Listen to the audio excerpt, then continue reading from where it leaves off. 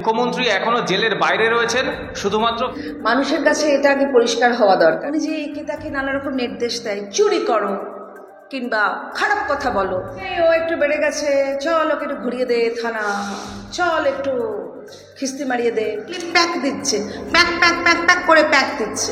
Technicalities আমাদের কিন্তু কিছু কম নেই টেকনোলজি, আমরা যদি একটু টক করে ধরি না, উনি পট করে একেবারে শেষ হয়ে যাবে। কি বলছেন উনি? মানব দরদি হলে এতগুলো লোক রাস্তায় বসে থাকে? Please stop distributing the money, মানে এই মানিগুলো ছড়ানো হচ্ছে। তৃণমূলের মুখপাত্র তিনি তো অন্য কথা বলছেন, তিনি বলছেন জনদরদি মুখ্যমন্ত্রী চাকরি দিতে চান, মানে ভাতা দিতে চান, চাকরি খোকো আইনজীবীরা চাকরি আটকাচ্ছে, ভাতা দেওয়া আটকাচ্ছে, অযোগ্যদের যে চাকরি দেওয়ার কথা এইটা তিনি বলছেন না, অর্থাৎ ভুল বোঝানো অব্যাহত। তারা নানা রকম ভাবে ম্যানিপুলেট করছে, বাংলার বাক্যে দিয়ে ওই তার আইসির মা বউকে জানায় তাই বলবে, এত চুরি এত। আমি মানে আমার অনেকটা বয়স হলো, কিন্তু আমি কখনো চাকরি চুরি, এখন মনে হয় এই কোনো ক্রমে 26-এ এই শয়তানগুলোকে নামিয়ে আমরা একটা সুস্থ সুন্দর একটা সরকার গড়ব, এবং POWER পাওয়ারফুল হওয়ারও একটা সুযোগ আছে। আপনাদের বাচ্চারা বিদেশে পৌঁছচ্ছে, বিদেশে পড়ছে, আপনারা কি করছেন? শুধু নিজেদের দেখছেন, খাই খাই খাই আর খাই, কত খাবেন? মুখ্যমন্ত্রী একের পর এক অন্যায় করবেন, বেনিয়ম কাজ করবেন, বেআইনি কাজ করবেন, আর আমরা সাংবাদিকরা যখনই এটা তুলে ধরব তখন আমাদেরকে নোটিশ পাঠানো হবে। এবং বিবিধ নিউজেও বেলঘরিয়া থানা থেকে 2বার ইতিমধ্যেই সমন হয়ে গেছে আমাদের। বিপ্লব শুরু করতে হয় এইভাবেই করো। তোমরা একটা ফাসিস্ট সরকারের মধ্যে রয়েছো, একেবারে তারা যেটা মনে করছে সেটা করছে, তোমরা ফেস করো, কিন্তু তোমাদের পাশে আমরা আছি। কানের পাশে এমনি করে বোরখার মতো ঘোমটা পরে সব নেওয়া হয়েছে। আর কত অপমান সহ্য করবেন? সমস্ত মানুষ আপনাদের ধুক্কাত দিচ্ছে, নানা রকম SC ST OBC এইসব নানা রকম করে আপনাদেরকে পুলিশের কাজও দেওয়া হয়েছে। আমরা অনেক দিন আগে শুরু করে দিয়েছি, কিন্তু এবার আপনাদের পালা।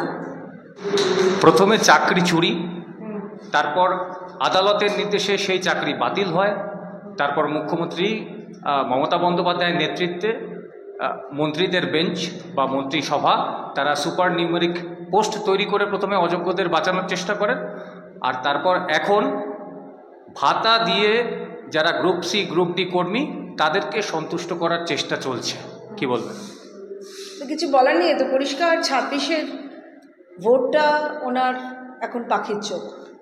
26টা যেভাবে হোক নিতে হবে, তাতে করে তোমরা চাকরি মানে যারা পয়সার জন্য পয়সা দিয়ে চাকরি পেয়েছিল তাদেরকে তো এবার চাকরি থেকে নট করে দেওয়া হয়েছে। এবার তাদেরকে কী করছে? সুপ্রিম কোর্ট নট করে দিয়েছে, সুপ্রিম কোর্ট তাদের যা যা বেতন সেগুলো ফেরত দেওয়ার কথা বলেছে। উনি এবার সেই ভোটগুলোকে কেনবার জন্য, সেই ভোটগুলোকে নেওয়ার জন্য এখন জিভ লক লক করছে। সেই ভোটগুলোর জন্য তাদেরকে 20,000 এবং 25,000 টাকা উনি মাসিক ভাতা দেবেন। সমাজের জন্য তারা কি করবে? বাড়িতে বসে বসে সেই টাকাগুলো খাবে। আমাদের টাকা, আমাদের ট্যাক্সের টাকা, কারোর বাবার টাকা নয় আলাদা। তো কী করে উনি ওটা দিচ্ছেন? এবং বিচারপতি আমাদের মাননীয়া অমৃতা সিং উনি পরিষ্কার বলেছেন যে to stop distributing the fund, please. উনি 2বার করে বলেছেন, please stop distributing the money, please stop distributing the money. মানে এই মানিগুলো ছড়ানো হচ্ছে, এই মানিগুলোকে ছড়ানো হচ্ছে ভোটগুলো কেনার জন্য। তোমরা চাকরি বিক্রি করলে, তোমরা টাকা পেলে, এবার সেই টাকাগুলোই কি দেওয়ার চেষ্টা করছো? মানে কি? আমরা সাধারণ মানুষ কি ভাববো? তোমরা মাসে মাসে যে মানুষগুলো কিনা চাকরিটা পাওয়ার জন্য পয়সা দিয়েছে, অর্থ দিয়েছে, সেই অর্থগুলো তাদেরকে ফেরত দেওয়া হচ্ছে এইভাবে। মানে যাকে অর্থ দেওয়া হলো সেই লোকগুলোকে জানানো হলো না, তাদের আস্তে আস্তে টাকাগুলো দেওয়া হলো, একটা সামান্য সময়ের মধ্যে শুদ্ধ ফেরত দিয়ে দেওয়া হলো। তাই তো মুখ্যমন্ত্রী, তাই তো।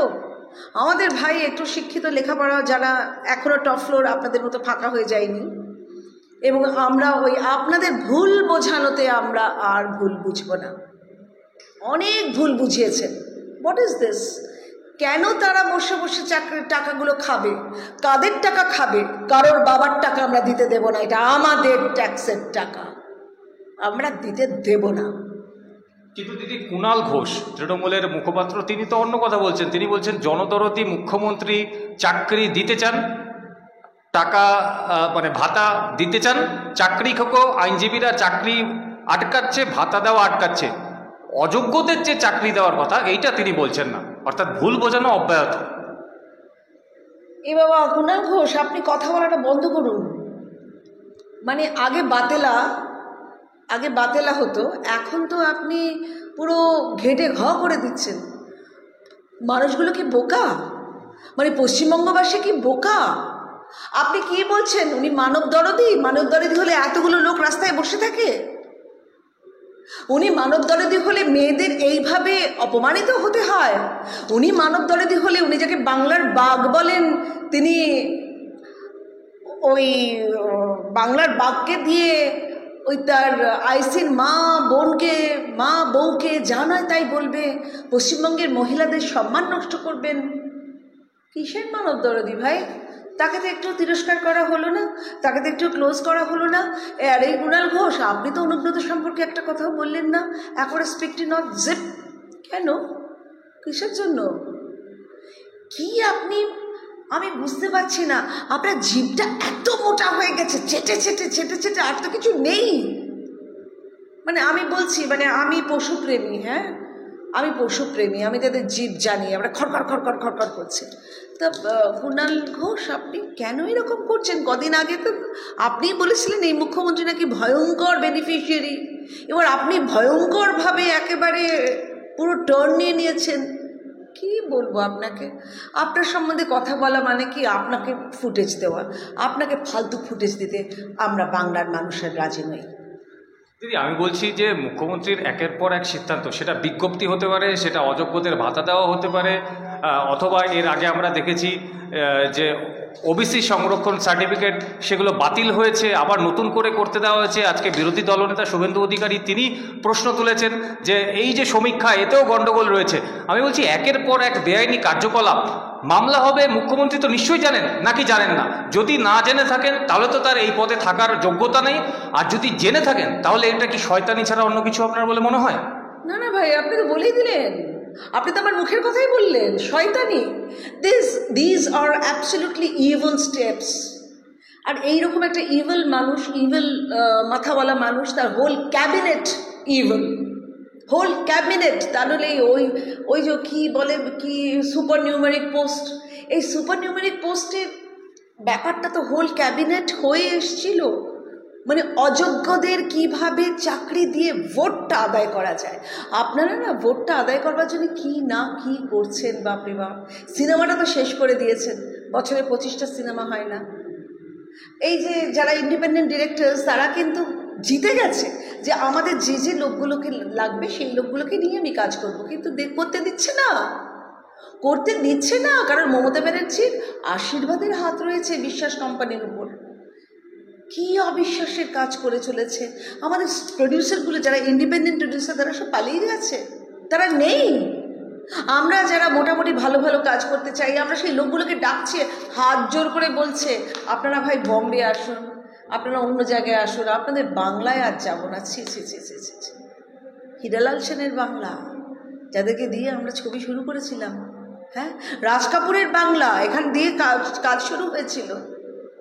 ছবি বিশ্বাসের বাংলা, উত্তম কুমারের বাংলা, আমার না মাঝে না আর চোখে জলও আসে না। এখন মনে হয় এই কোনো ক্রমে 26-এ এই শয়তানগুলোকে নামিয়ে আমরা একটা সুস্থ সুন্দর একটা সরকার গড়ব। তাতেই দেখো এইখানে মানে খুব মূল্যবান কিছু কথা, যেখানে ভোট দানে এবং মোদিজির নেতৃত্বে বিগত 11 বছরের সফলতার বিবরণ। এখানে যদি আমরা মোদিজিকে আনি, তাহলে 11 বছরের সফলতা আমাদের রাজ্যটা পেতে পারল না। নিজেরা কিছু পারে না, অন্যের ধনে পদ্মারি করে কাঠি করে, আমি বামেদেরও বলছি, বামেরা আমার বন্ধু বান্ধব মানুষ, তৃণমূলের লোকেদের মধ্যে আমার বহু বন্ধু বান্ধব মানুষ আছে, তারা ফোন করে করে আমাকে কি না বলে। আমি বলি বাবা হোয়াটসঅ্যাপ কলও কিন্তু আজকাল তোমাদের লোক কিন্তু রেকর্ড করছে, ভুলভাল বলো না, দেখা হলে বলো। হ্যাঁ হ্যাঁ, সুতরাং দেখা হলে বলো। দেখো 80 কোটি ভারতবর্ষের খাদ্য সুরক্ষা দিয়েছেন এই মোদী সরকার, 3 কোটি পরিবারকে পাকা বাড়ি দিয়েছেন এই মোদী সরকার, 11 কোটি পরিবারকে শৌচালয় দিয়েছে, আগে তো মাঠে ঘাটে ব্যবস্থা হতো, 11 কোটি মানুষকে শৌচালয় দিয়েছে, এটা কিন্তু অফিশিয়াল রেকর্ড। আরও অনেক আনঅফিশিয়ালি আরও অনেক শৌচালয় হয়েছে, কারণ অনেক ভালো লোকেরা সরকার করছে, আমি একটু করি, এরকম আছে। জন ঔষধি কেন্দ্রে ন্যূনতম মূল্যে ঔষধের ব্যবস্থা করা হয়েছে। PM মুদ্রা যোজনাতে ছোট ও মাঝারি ব্যবসাতে 22.95 লক্ষ কোটি টাকার ঋণ প্রদান করা হয়েছে। সুকন্যা সমৃদ্ধি যোজনাতে 9.1% সুদ প্রদান করা হয়েছে। নারী সম্মান ও সুরক্ষার সাথে 3 তালাক অবৈধ ঘোষণা করা হয়েছে। ভাবো তো নারী কীভাবে অসম্মানিত হতো। সংবিধানের ধারা 370 বাতিল হয়েছে, তাতেও কত কাণ্ড, হই হই হই হই করছে সব। বিশ্বের দরবারে ভারতীয় উন্নততর প্রযুক্তিতে তৈরি অস্ত্র সম্ভারের চাহিদা বৃদ্ধি। জানো তো আমরা রাশিয়া থেকে ওই কী বলে সুদর্শন চক্রটা, ওর একটা আলাদা নাম আছে, সরি আমি হোয়াট এভার, ইয়েস। তো ওই যে অস্ত্রটা এসছিল, কিন্তু রাশিয়া ইউক্রেন নিজেই জানে না কেমন করে ওইটা লাগাতে, একেবারে প্রসেস করতে হয়, সেটাকে ইমপ্লিমেন্ট করতে হয়। ওরা উল্টে আমাদের এক্সপার্টিসদের টাকা দিয়ে ওরা সেইটা ব্যবহার করছে। ভাবো, মানে আমরা ইন্ডিয়া কোন লেভেলে পৌঁছে আছি প্রযুক্তিগত দিক থেকে। আরও অনেক কথা বলা যায়, আমাদের ইন্টারভিউয়ের পরিসরটা ছোট, তাই আমি বলছি, আপনাদের বলছি, দেখুন চাকরি কি করে পাওয়া যাবে, কি হবে না হবে, সেটা আপনাদের 26 অবধি অপেক্ষা করতেই হবে, উপায় নেই। আমরা এসে অনেক ডাইনামিক্যালি আপনাদের এই ব্যাপারটাকে কিন্তু সলভ করা যায়, সলভ করতে পারবো হয়তো, কিন্তু এটা না পুরো ঘেটে করে রেখেছে এই সুপার নিউমেরিক, এই অযোগ্য, কে টেন্টেড কে আনটেন্টেড, অযোগ্যদের কি করে, কারণ উনি বলে দিয়েছেন, আর যারা উকিল, যারা যোগ্যদের বাঁচানোর জন্য এত লড়াই করছে, তাদের বলছে চাকরি খেকো উকিলদের কাজ কি চাকরি খাওয়া, না উকিলদের কাজ সত্যকে প্রকাশিত করা? মানে আমি ভেবে পাচ্ছি না, মানে হোয়াট ইজ হ্যাপেনিং। মানে আপনারা যারা দেখছেন আজকে ইন্ডিপেন্ডেন্ট বাংলার দর্শকরা, মানে আমি আপনাদের বলছি, আমি এখানে এসেছি আমাদের ওই বুথ সশক্তিকরণের অনুষ্ঠানে, আমি একটা ওই ড্রাইভিং ট্যাক্সিতে এসেছি, সেই ছেলেটি খুব কম বয়সী, হয়তো আমার বাচ্চাদের বয়সী, আমাকে বলছে আপনি ওইখানে যাচ্ছেন, আপনাদের বুঝো, আমি না 3 বার যাতায়াত করলাম। তাই আমি বললাম ও আচ্ছা। আমি আসতে খুব নরম স্বরে বললাম আপনি কি ভারতীয় জনতা পার্টি সাপোর্ট করেন? বলে করি তো, কিন্তু কাউন্টিংয়ের সময় তো আমরা থাকছি না, কি হচ্ছে গো? মানে ওইটুকুন একটি ছেলে আমাকে বলছে প্রতিবার আমরা ভোট দিচ্ছি, কিন্তু কি হচ্ছে গো? মানে উনি আমাদের বাংলায় গো হচ্ছে খুব আপন করে কাউকে আকুল স্বরে জানতে চাওয়া। সত্যি যারা দর্শকরা দেখছেন, আপনারাও ভাবুন, আপনারা ভোট কিন্তু দিচ্ছেন,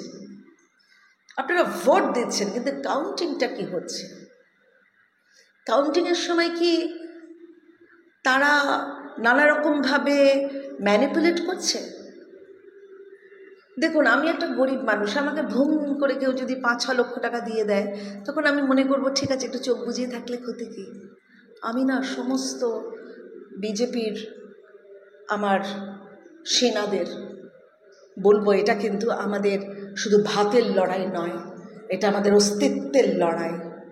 আমরা কোনোভাবে কোনো রকম লোভে না পড়ে, কারণ আরও অনেক বড় কিছু পাওয়ার আছে আমাদের কিন্তু চাওয়ার শেষ নেই, কিন্তু আমাদের অনেক কিছু পাওয়ার আছে। এবং POWER পাওয়ারফুল হওয়ারও একটা সুযোগ আছে, কারণ আমরা অর্থনৈতিকভাবে এবং সামরিকভাবে 3-4 নম্বরে চলে এসেছি। সুতরাং আমাদের বাংলাটা কেন পড়ে থাকবে? কত কিছু করতে দেওয়া হচ্ছে না, আয়ুষ্মান ভারত করতে দেওয়া হলো না। আমার আমার প্রায় 40 বছরের ম্যানেজার, আমরাই তার সমস্ত দেখাশোনা করতাম। সে বলছে, দিদি কত আর আপনাদের কাছ থেকে নেব, এই 5 লক্ষ টাকা, মানে একটা কথা বলেছেন উনি, ডাইনি বলেছে, বলে আমার থেকে বয়সে ছোট মহিলা, কি ডাইনি পড়া ঢুকেছে বলুন তো, যে আমাদের এই এটা করতে দিল না আয়ুষ্মান ভারত। আমি তো ভাবতাম আমি মরে যেতাম, কিন্তু আমি জানতাম যে আমার কাছে একটা 5 লক্ষ টাকার একটা অস্ত্র আছে। আপনি অস্ত্রহীন করে দিচ্ছেন ভাই। আর তারপরে এত চুরি, আর তো আমি, মানে আমার অনেকটা বয়স হলো, কিন্তু আমি কখনো চাকরি চুরি আমি হয়তো হয়েছে, কিন্তু আমি টের পাইনি, আমার কান অবধি পৌঁছয়নি, আমার মরমে পৌঁছয়নি। এই যে ছেলে মেয়েগুলো কাঁদছে, 40 বছর বয়স হয়ে গেছে, কি করবে তারা কত কাঁদবে। স্বাভাবিক নিয়মে তো বাচ্চা হবেই, সেই বাচ্চাগুলো ভালো স্কুলে পড়তে পারবে না। আপনাদের বাচ্চারা বিদেশে পৌঁছচ্ছে, বিদেশে পড়ছে, আপনারা কি করছেন? শুধু নিজেদের দেখছেন, খাই খাই খাই আর খাই। কত খাবেন? আপনি নিজেই একদিন বলেছেন মুখ্যমন্ত্রী, শুধু খাই খাই খাই। আপনারা নিজেরা কিছু খান? 35টা প্লট নিয়ে ভবানীপুরে বসে আছেন। হ্যাঁ, কত লোকের কত চোখের জলের এই হিসেবই তো দিতে হবে। একজন, এই যে জানেন তো, আপনি আর আপনার লোকজন হয়তো, কিন্তু ওপরে একজন রয়েছে, বড় বড় আইজ আর ওয়াইড ওপেন, এবং ঈশ্বর কিন্তু আমাদের ভেতর, প্রত্যেকের ভিতরে ঈশ্বর আছে। তাকে আপনি কি জবাবদিহি করবেন? যেতে তো হবেই একদিন, কি জবাবদিহি করবেন ভাই? এইভাবে বাংলাটাকে জ্বালিয়ে পুড়িয়ে জঞ্জাল করে দিলেন। ছে! আইনজীবী ফিরদৌস শামীম তিনি বলছেন যে মুখ্যমন্ত্রী এখনো জেলের বাইরে রয়েছেন শুধুমাত্র ফেস টাইমের কৃপায়। একদম, মানে উনি আসলে ফেস টাইম কল করেন। মানুষের কাছে এটা আগে পরিষ্কার হওয়া দরকার, ফেস টাইম কল কাকে বলে। ফেস টাইম কল মানে এইটা রেকর্ড করা যায় না কিছুতেই। উনি যে একে তাকে নানা রকম নির্দেশ দেয়, চুরি করো, কিংবা খারাপ কথা বলো, কিংবা উস্কে দাও, হয়তো বলেন না, আমরা জানি না, আমরা তো ফেস টাইম কল রেকর্ডটা শুনিনি। তারপরে আপনাদের মতো সাংবাদিকদেরও নানা রকম, ও একটু বেড়ে গেছে, চল ওকে একটু ঘুরিয়ে দে থানা, চল একটু খিস্তি মারিয়ে দে, এসব আছে, সব ফেস টাইম কল। তো উনি একদম শামীম ভাই ঠিক কথা বলেছেন। ফেস টাইম কলটা কেউ শুনতে পাচ্ছে না, রেকর্ড করতে পারছে না, একবার ঈশ্বর জানতে পারছে। আরও নিশ্চয়ই আমাদের টেকনিক্যালিটিস, আমাদের কিন্তু কিছু কম নেই টেকনোলজি। আমরা যদি একটু টক করে ধরি না, উনি পট করে একেবারে শেষ হয়ে যাবে। কিন্তু যাই হোক, এখনও পর্যন্ত সেই টেকনোলজি ব্যবহার করা যাচ্ছে না, উনি ফেস টাইম কলের জন্য বেঁচে যাচ্ছেন। নইলে এই মহিলা কিছুতেই জেলের বাইরে তো থাকতে পারে না। আমি একমত শামীম ভাই আপনার সাথে। একদম শেষ প্রশ্ন, আপনি সাংবাদিকদের থ্রেটনিংয়ের কথা হয়তো বললেন, মুখ্যমন্ত্রী একের পর এক অন্যায় করবেন, বেনিয়ম কাজ করবেন, বেআইনি কাজ করবেন, আর আমরা সাংবাদিকরা যখনই এটা তুলে ধরব তখন আমাদেরকে নোটিশ পাঠানো হবে। এবং বিবিধ নিউজেও বেলঘরিয়া থানা থেকে 2 বার ইতিমধ্যেই সমন হয়ে গেছে আমাদের। ভাই তোমরা ফেস করো, তোমরা একটা ফাসিস্ট সরকারের মধ্যে রয়েছো, একেবারে তারা যেটা মনে করছে সেটা করছে, তোমরা ফেস করো, কিন্তু তোমাদের পাশে আমরা আছি। এটা কিন্তু বাংলাদেশ নয়, এটা কিন্তু পশ্চিমবঙ্গ। বাংলাদেশের স্লোগান নেওয়া হয়েছে জয় বাংলা, বাংলাদেশের অনেক কিছু নেওয়া হয়েছে, কানের পাশে এমনি করে বোরখার মতো ঘোমটা পরে সব নেওয়া হয়েছে, কিন্তু এটা কিন্তু এখনো বঙ্গ। এটা রবীন্দ্রনাথের বঙ্গ, এটা ঋষি বঙ্কিমচন্দ্রের বঙ্গ, এটা রাজা রামমোহন রায়ের বঙ্গ, এবং এটা আমাদের বঙ্গ, এটা আমাদের বঙ্গ। আমরা কিন্তু আর বেশি দিন সহ্য করব না। এবং পুলিশ সমাজকে আমি বলছি, ভাই আপনারা দেখবেন যখনই কোনো ফাসিস্ট সরকারের ফাসিজম যখন খুব বেড়ে যায়, তখন প্রশাসনের রাইফেল হোক, রিভলভার হোক, লাঠি হোক, সেই শাসকের দিকে তাক হয়ে যায়। তাকটা না এরকম থাকে, তো ওটা শাসকের দিকে তাক হয়ে যায়। So I think the time has come, and you must understand what exactly to do.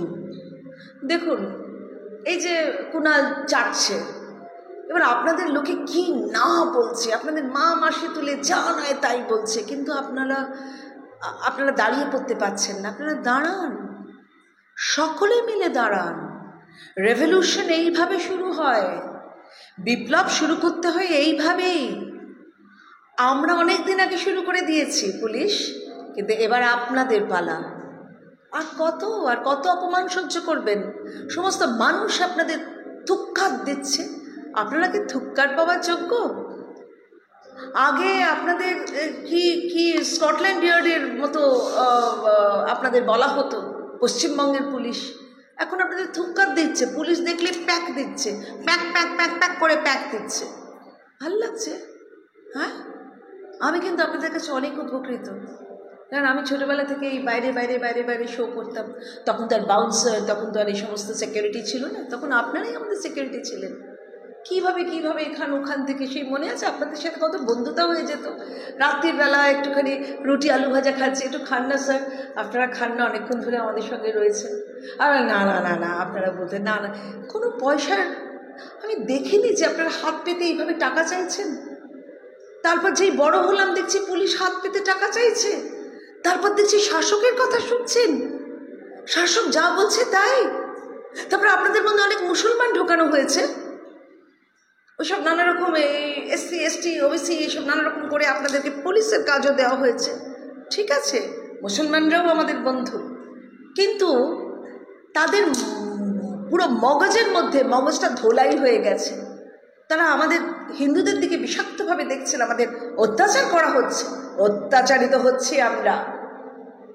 আমাদের বিজেপির বহু মেয়েকে যখন ধরে নিয়ে যায় এই সমস্ত এক একটা আন্দোলনে, তাদেরকে বাথরুম করতে দেওয়া হয় না, তাদেরকে খেতে দেওয়া তো দূরের কথা, জল দেওয়া হয় না।